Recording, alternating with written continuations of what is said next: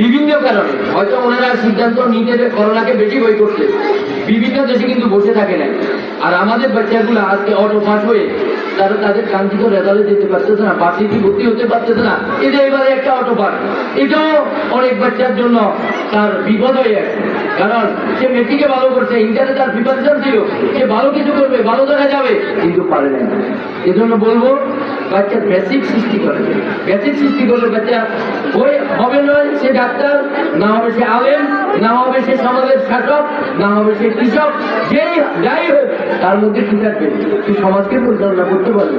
তো আমি আপনাদের কাছে উদাত্তভাবে আহ্বান করবো, এ থানা মোড়ের মাদ্রাসার ভর্তি চলতেছে, ভর্তি কার্যক্রম অব্যাহত আছে, আমাদের ভর্তি কার্যক্রম চলমান থাকে। আমরা সহযোগিতা করব, বাচ্চাদেরকে ভর্তি করাবো। পাশাপাশি আমরা যে আমাদের যদি কোনো পরামর্শ থাকে আমরা সরাসরি এসে বলবো, আমরা অভিযোগ করব, অভিযোগটা লিখিতভাবে